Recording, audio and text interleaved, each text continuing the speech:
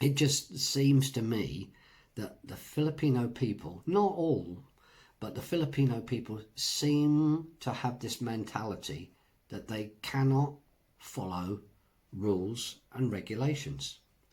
Um, some people seem to think it doesn't apply to them. Well, unfortunately, it does.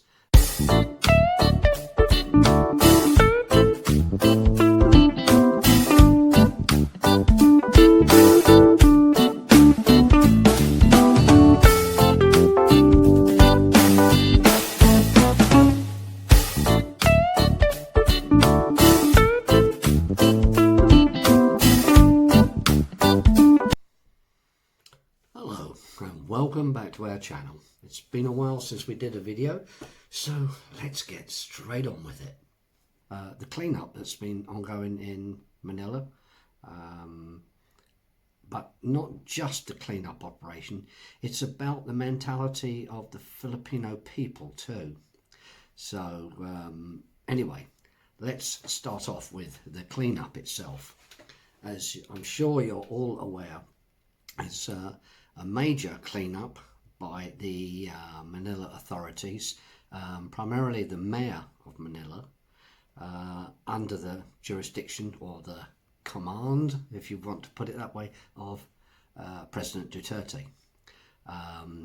The pavements are being impeded by unauthorised building, street vendors and parking, illegally parked cars. So this is what they're targeting. I was going to say it's mainly in the Manila area, Divisoria, Tondo, whatever, but it's just about everywhere is going to see this sooner or later. Now I've seen lots and lots of videos, as I'm sure you have too, about the small stalls and shops that are on the pavement. Now the authorities there did put a line, a yellow line across on the pavement saying you could put your wares, your things you want to sell, out up until that line, but not over it, because it's impeding the pavement or sidewalk, and people just cannot walk by without having to walk into the road, which is dangerous. But no, they haven't been doing it, and they've been going over and over and virtually spilling on, and in some cases actually on the road. The other thing is the street vendors themselves. They are not only on the pavement, they are, well, primarily in the streets, which is causing traffic chaos, as is the illegally parked cars. They are parking across and on the pavement. They're also parking in the street where parking is not allowed. And so they've all been warned time and time again.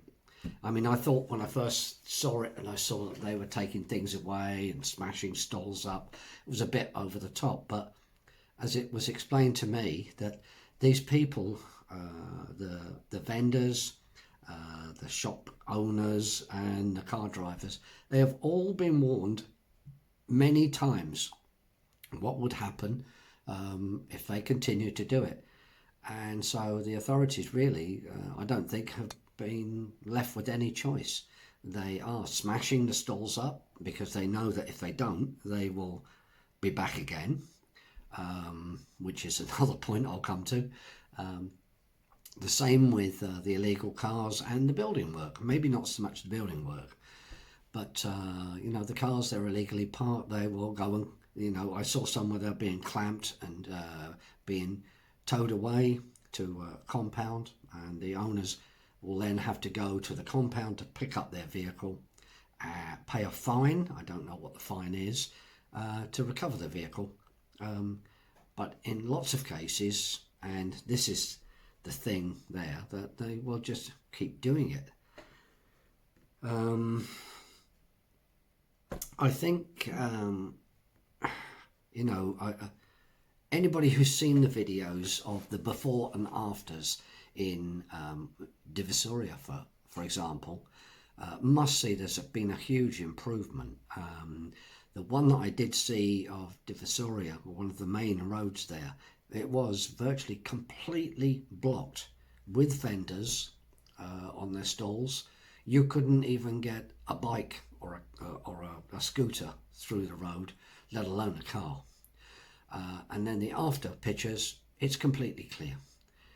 And that's got to help everybody because of the traffic. And I know that the vendors will say, well, you know, we're losing, we can't survive, it's our livelihood. But they have been offered alternative sites. And although perhaps the sites they've been offered are not exactly what they want, they unfortunately only have two choices. It's either to take what they're offered and at least manage to still trade, however, maybe not so well, or not trade at all. That's the unfortunate truth of it. And it's something in life we all have to deal with in different circumstances. But this overall, the cleanup campaign there, I think is a good thing. And I think we will see more and more of it spread out of Manila and maybe into some of the other cities too. But we'll see how it goes. But yeah, the other thing that I wanted to discuss really, and if you disagree, then feel free to comment that you disagree. But the underlying problem is, I think, something to do with the mentality of the Filipino people. In a way, it's not their fault because I think all of these things have been going on for decades under probably the Aquino administration. And nothing has been done, and they've just turned a blind eye to it, or maybe the barangay captain or whoever's responsible for issuing licenses has been taking bribes to allow these vendors and people to do whatever they want. And now that it's being taken to task, they're not happy. But it just seems to me that the Filipino people, not all, but the Filipino people seem to have this mentality that they cannot follow rules and regulations.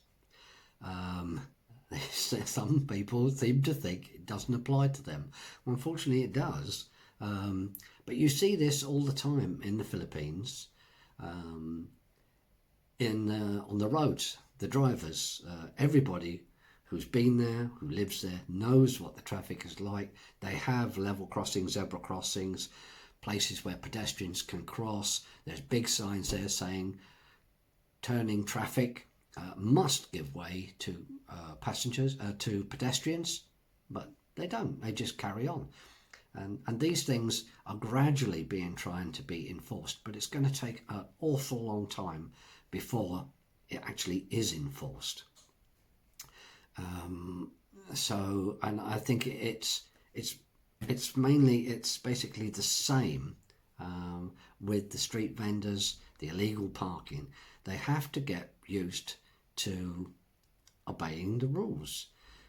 Every country has their laws and their rules and regulations. We have them here in the UK, and admittedly, not everybody always follows them, but the majority do.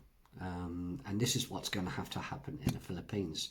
I thought maybe that this mentality issue was maybe a Southeast Asian thing, problem, but I haven't seen evidence of it in other Asian countries, Manila, Cambodia, Thailand, Malaysia. India, I think, is probably got the same issue. So perhaps it's not just the Philippines. There are a few other Southeast Asian countries that have the same problem. And South American, I know they do too. And I have been in a couple of European cities that they seem to have this issue. Their driving is absolutely terrible. But anyway, I'd be interested to hear what your thoughts, your comments are on it. Whether you think it's a good thing that these things are being done, whether you agree that it is a problem with the Filipino mentality of we don't have to follow the rules, the laws. We just carry on as we've always done, and it'll sort itself out eventually.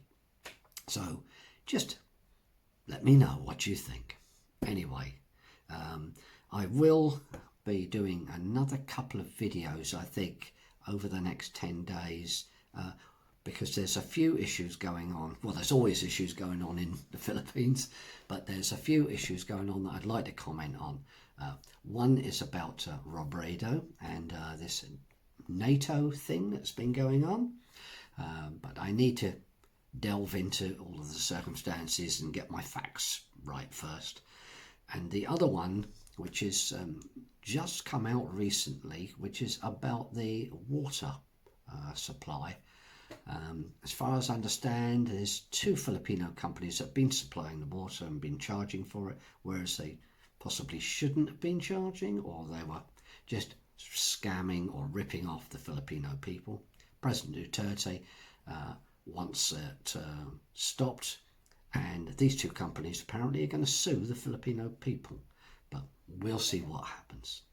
Anyway, that's the end of me chatting away, and I hope you enjoyed the video. If you did, please give it a thumbs up, like, subscribe and share, and we'll see you in the next video. Bye for now.